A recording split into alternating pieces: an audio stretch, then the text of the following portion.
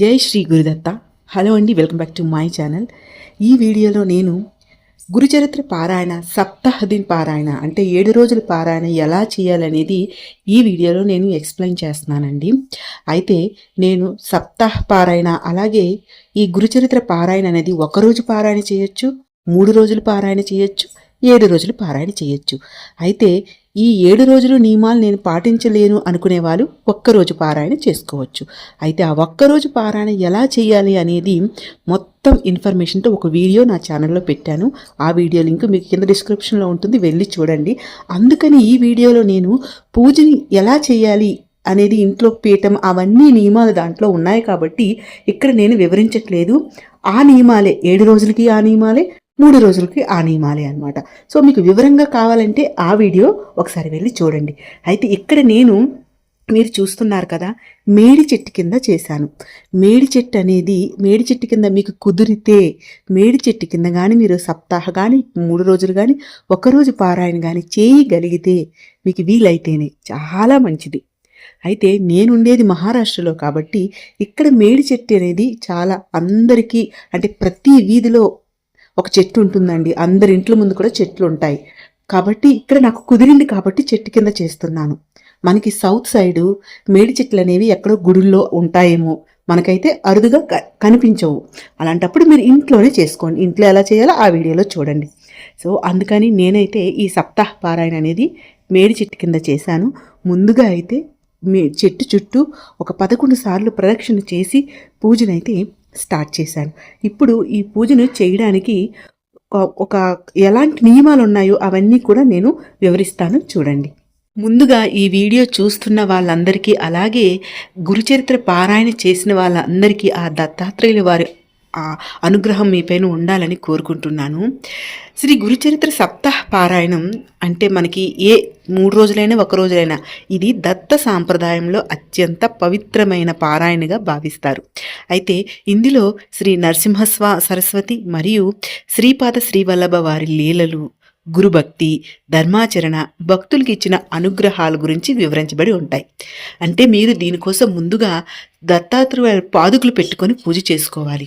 విగ్రహం కంటే మనకి చాలా పవిత్రమైనవి పాదుకలు.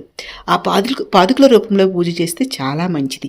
అందుకని ముందుగా మీరు పాదుకులని మీరు తెచ్చిపెట్టుకోండి. అలాగే గురుచరిత్ర పారాయణ పుస్తకం. అయితే సప్తాహ పారాయణం పూర్తి విధానం ఎప్పుడు ప్రారంభించాలి అంటే గురువారం ప్రారంభించాలి. గురు పౌర్ణమి అయినా, లేదా దత్త జయంతి రోజైనా, లేదా ఏకాదశి రోజైనా, పౌర్ణమి రోజైనా, సో ఇవన్నీ కలిసి వచ్చిన గురువారం అయినా ప్రారంభిస్తే చాలా మంచిది. సో ఇవేవి లేనప్పుడు ఏ మాసంలోనైనా ఏదైనా ఒక గురువారం ప్రారంభించుకోవచ్చు. అయితే భక్తి ఉంటే ఏ రోజైనా ప్రారంభించుకోవచ్చు అన్నమాట.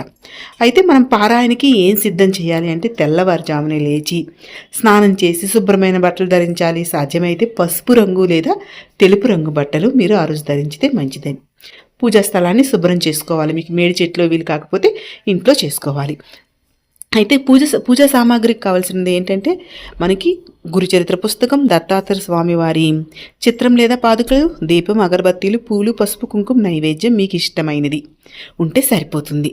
దీంతో మనం ప్రతిరోజు కూడా చేసుకోవచ్చు. అంటే ఏదైనా ఒక గురువారం ప్రారంభించి రోజు మీకు గురుచరిత్ర పుస్తకంలో మొదటి రోజు ఎన్ని అధ్యాయాలు చదవాలి, రెండవ రోజు ఎన్ని అధ్యాయం చదవాలి అన్నీ కూడా మీకు మొదటి పేజీల్లోనే ఉంటుంది. మీరు దానికి గాబరా అవ్వాల్సిన అవసరం లేదు. మొత్తం మీకు 54 అధ్యాయాలు ఉంటాయి.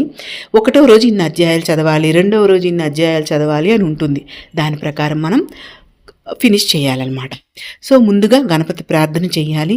తర్వాత గురు ధ్యాన శ్లోకం, దత్తాత్రేయుల వారిని పూజించుకోవాలి. అలాగే గురు బ్రహ్మ గురు విష్ణు ఉంటుంది కదా, ఆ ప్రార్థన కూడా చేసుకోవాలి. దత్తాత్రేయ స్వామి వారి ప్రార్థన చేసుకోవాలి. మీకు కుదిరితే ఓం శ్రీ గురు దత్తాత్రేయ నమః అని 108 సార్లు జపించుకోవాలి. తర్వాత అధ్యాయాలు రోజువారీ మీరు మీ పుస్తకంలో ఎలా ఉంటే అలా చదువుకోవాలి.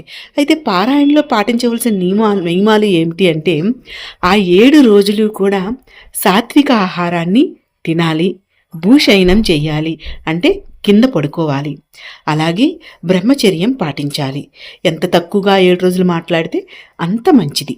కోపం తగ్గించుకోవాలి. సో ఉపవాసం చేయగలిగితే మంచిది. అంటే మీరు పూజ చేసినంతసేపు అంతవరకు కూడా ఉపవాసం ఉండగలిగితే మంచిది, తర్వాత తినేయవచ్చు. అది కూడా మీరు ఆరోగ్యరీత్యా అలా కూడా చేయలేరు అనుకుంటే తినేసి చేసుకోవచ్చు. భక్తి ప్రధానం. తర్వాత ప్రతిరోజు ఒకే టైంకి ఒకే ప్లేస్లో కూర్చొని చదవటానికి మీరు ట్రై చేయండి. అలా అయితే చాలా మంచిది.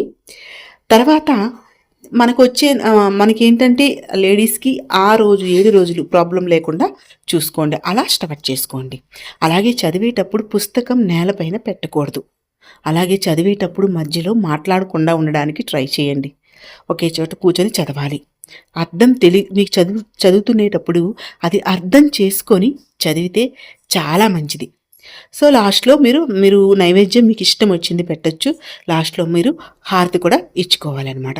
నైవేద్యం ఏం పెట్టుకోవాలంటే అది మీ ఇష్టం అండి. పాయసం, దద్దోజనం, పులిహోర, పండ్లు, శనగలు. అలాగే స్వామివారికి పనస పండ్లు అంటే చాలా ఇష్టం. అంటే ఎల్లో కలర్లో ఉండే ఏ ప్రసాదమైనా ఇష్టం. పనస తొనలు అంటారు కదా, అవి ఉంటే చాలా ఇష్టం. సో అవి పెట్టుకొని మీరు పూజ చేసుకోవాలి. మీరు చదువుతున్నప్పుడు దిగంబర శ్రీపాద వల్లభ దిగంబర అని ఎక్కువసార్లు అనుకుంటే చాలా మంచిది. అయితే ఈ పారాయణ చేయడం వల్ల మనకి అంటే మనం ఏదైనా ఫలితం ఉంటే కానీ మనం ఏదీ చెయ్యం కదా. భక్తితో కానీ మనకు పారాయణ చేస్తే మనకి మనశ్శాంతి దొరుకుతుంది, గురు కటాక్షం దొరుకుతుంది, కుటుంబ శ్రేయస్సు, ఆరోగ్య రక్షణ, కష్ట నివారణ, ఆధ్యాత్మిక పురోగతి లభిస్తుంది. ఒకవేళ మేము చదవలేమండి అనుకుంటే గురుచరిత్ర పారాయణ మనకి యూట్యూబ్లో చాలా వీడియోస్ ఉంటాయి. సో అలాంటివి వీడియోలు వింటూ ఏ రోజువారీ అధ్యాయాలు ఉంటాయి కదా, అలాంటివి విన్నా సరిపోతుంది. కుటుంబ సభ్యులు అందరూ కలిసి చేయొచ్చు, లేదా మీరు ఒక్కరే కూడా చేసుకోవచ్చు. సో ప్రతిరోజు పూజ అయిన తర్వాత హారతి ఇచ్చేసి శ్రీ గురుదేవదత్త అనుకుంటూ మీరు నామస్మరణ చేయాలన్నమాట. ఇలా మీరు పూర్తయ్యాక 7 రోజులు పూర్తయ్యాక మీరు దత్తాత్రేయ స్వామి వారి టెంపుల్ మీకు దగ్గరలో ఉంటే వెళ్ళండి. ఒకవేళ లేదు అనుకుంటే ఇంట్లోనే దండం పెట్టుకుంటే సరిపోతుంది. ఆ రోజు మీకు కుక్కలకి ఆహారం చపాతీలు, బెల్లంతో చేసిన చపాతీలు పెట్టుకుంటే చాలా మంచిది. ఎవరికైనా అన్నదానం చేస్తే చాలా మంచిది. ఇకపైన ఏదైనా సరే మీ ఇష్టం, మీకు తగ్గట్టు మీకు ఏది వీలైతే అలా దాన్ని ఫాలో అయితే చాలా మంచిది. సో మళ్ళీ చెప్తున్న అన్నిటికంటే ప్రధానం ఏంటంటే భక్తి. మీకు మేడి చెట్టు దగ్గర మీకు వీలైతే మేడి చెట్టు దగ్గర చేయండి, చాలా మంచిది. లేదన్నప్పుడు ఇంట్లోని మీ పూజా మందిరంలోనే దత్తాత్రేయుల వారి దత్తాత్రేయుల వారి విగ్రహం కానీ, తర్వాత అనగాదేవితో కలిసి ఉన్న దత్తాత్రేయ స్వామి వారి విగ్రహం కానీ మీరు విగ్రహంతో కానీ పెట్టుకొని పూజ చేసుకోవచ్చు. పాదుకులు మీకు వీలుంటే పాదుకులు కూడా పెట్టుకోండి, లేదంటే విగ్రహంతో సరిపోతుంది. ఒకవేళ విగ్రహం లేదు పాదుకులే ఉన్నాయన్న సరిపోతుంది.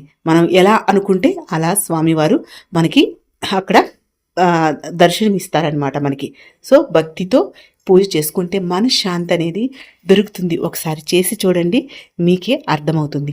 అయితే ఇంకా పూజా విధానం డీటెయిల్గా కావాలి అంటే సప్తాహ పారాయణం కాకుండా ఇది సప్తాహ పారాయణం ఒకరోజు పారాయణం నేను చేసి వీడియో పెట్టాను, అదొకసారి చూడండి. సేమ్ అవే 7 రోజులు పాటించాలి.